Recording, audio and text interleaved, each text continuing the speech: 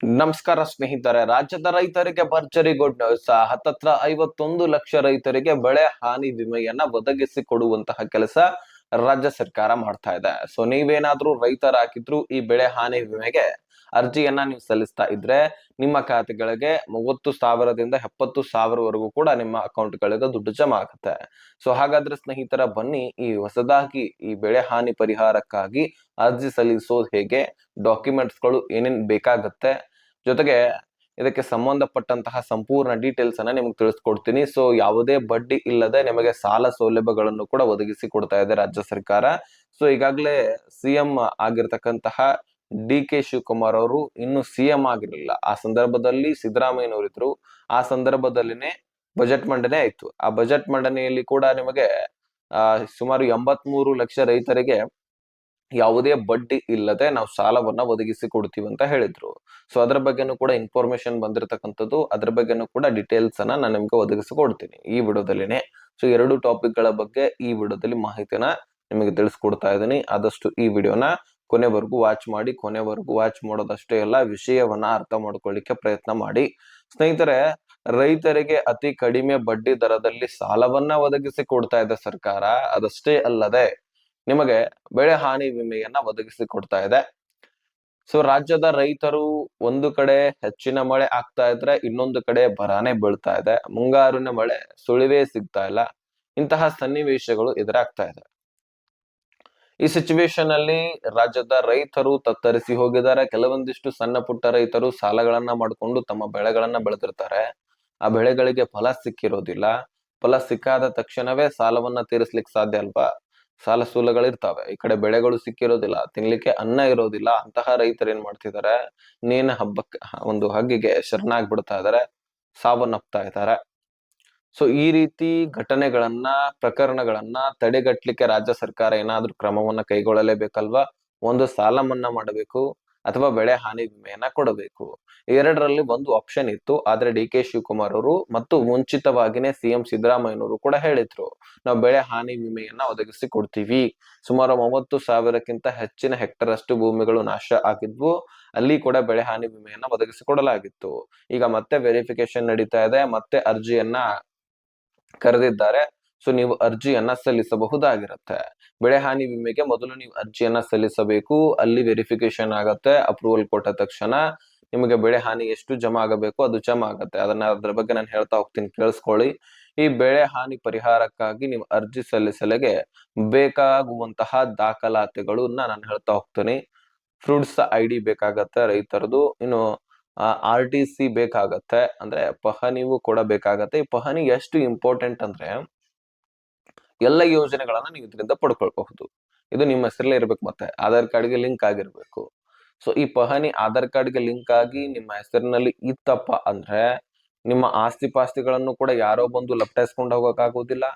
ಬೆಳೆ ಹಾನಿ ಪರಿಹಾರ, ಬರ ಪರಿಹಾರ, ಫಸಲ್ ಬಿಮಾ ಯೋಜನೆ, PM ಕಿಸಾನ್ ಯೋಜನೆ, ಸಬ್ಸಿಡಿ ಮುಖಾಂತರ ಸಾಲಗಳು, ಯಾವುದೇ ಬಡ್ಡಿ ಇಲ್ಲದೆ ಸಾಲಗಳು, ನಿಮಗೆ ಸಾಲ ಮನ್ನಾ ಆಗಬೇಕಂದ್ರೂ ಸಹಿತ ಈ ಪಹಣಿಗೆ ಆಧಾರ್ ಕಾರ್ಡ್ ಲಿಂಕ್ ಆಗಬೇಕು. ಇದೆಲ್ಲವೂ ಕೂಡ ನಡೆಯೋದು ಈ ಪಹಣಿಯಿಂದಲೇ.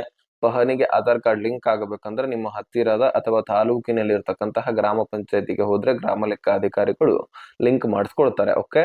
ಸೊ ಇದರ ಜೊತೆಗೆ ಆಧಾರ್ ಕಾರ್ಡ್ ಇಂಪಾರ್ಟೆಂಟ್, ಇದು ಬೇಕೇ ಬೇಕು. ಇದು ಪಹಣಿಗೆ ಆಧಾರ್ ಕಾರ್ಡ್ ಲಿಂಕ್ ಆಗಿರಬೇಕು. ಮೊಬೈಲ್ ಸಂಖ್ಯೆ ಬೇಕು, ಮೊಬೈಲ್ ಸಂಖ್ಯೆಗೆ ಆಧಾರ್ ಕಾರ್ಡ್ ಲಿಂಕ್ ಆಗಿರಬೇಕು. ಇನ್ನು ಬೆಳೆಯ ವಿವರ, ಯಾವ ಬೆಳೆಯನ್ನ ಬೆಳೆದಿದ್ರಿ, ಮೆಕ್ಕೆಜೋಳನ, ಸೋಯಾಬೀನ್ನ ಅಥವಾ ರಾಗಿನ, ಹತ್ತಿನ, ಯಾವ ಬೆಳೆಯನ್ನ ಬೆಳೆದಿದ್ರಿ ಆ ಬೆಳೆಗಳ ಒಂದು ವಿವರ ಕೂಡ ಬೇಕಾಗತ್ತೆ.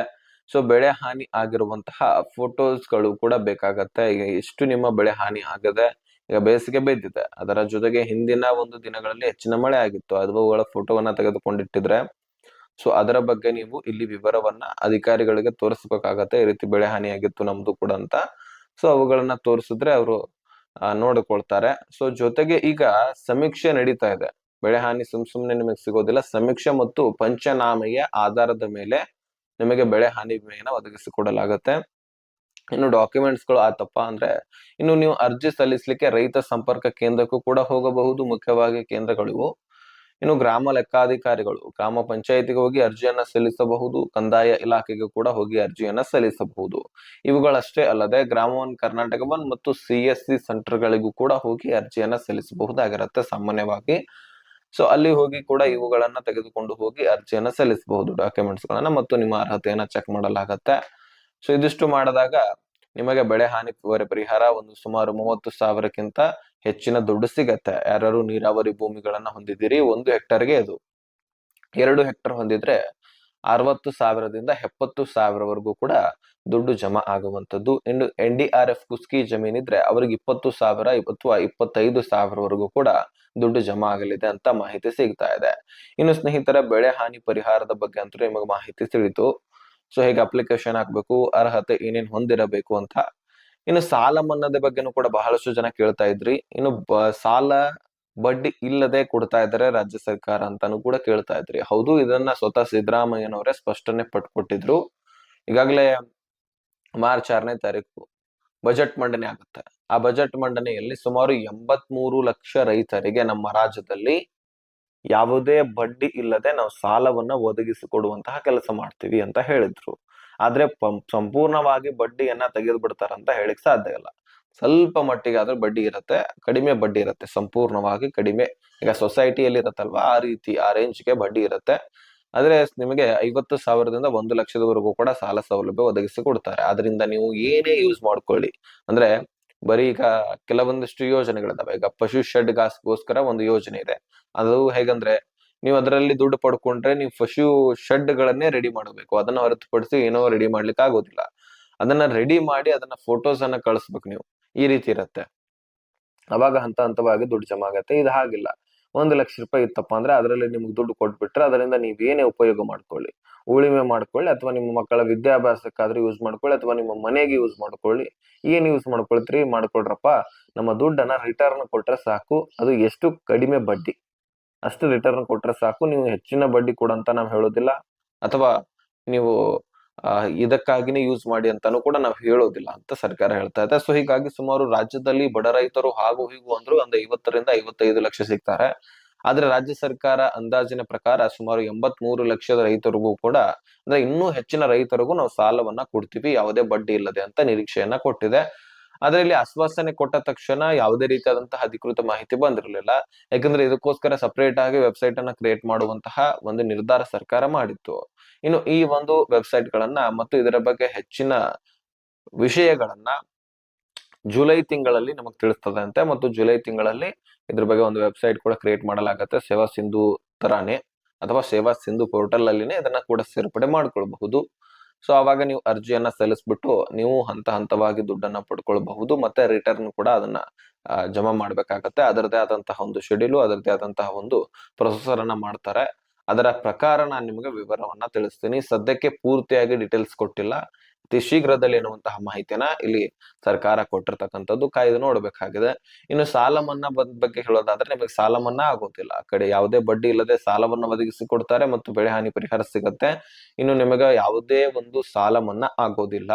ಎರಡರಲ್ಲಿ ಒಂದು ಆಪ್ಷನ್ ಇತ್ತು. ಈಗ ಬೆಳೆ ಹಾನಿ ಪರಿಹಾರ ಸರ್ಕಾರ ಕೊಡ್ತದೆ ಅಂತ ಹೇಳಿದೆ, ಹಾಗಾಗಿ ಸಾಲ ಮನ್ನಾ ಆಗೋದಿಲ್ಲ. ಓಕೆ, ಸೊ ಇದ್ರ ಬಗ್ಗೆ ಕ್ಲಿಯರಿಫಿಕೇಶನ್ ನಿಮಗೆ ಸಿಕ್ಕಿದೆ ಅಂತ ಅನ್ಕೊಳ್ತೀನಿ. ಆದಷ್ಟು ಈ ವಿಷಯವನ್ನ ಪ್ರತಿಯೊಬ್ಬ ರೈತರಿಗೆ ಮುಟ್ಟುವಂತೆ ಶೇರ್ ಮಾಡಿ. ಚಾನಲ್ಗೆ ಯಾರು ಸಬ್ಸ್ಕ್ರೈಬ್ ಮಾಡಿಲ್ಲ ಬೇಗನೆ ಸಬ್ಸ್ಕ್ರೈಬ್ ಮಾಡ್ಕೊಳ್ಳಿ.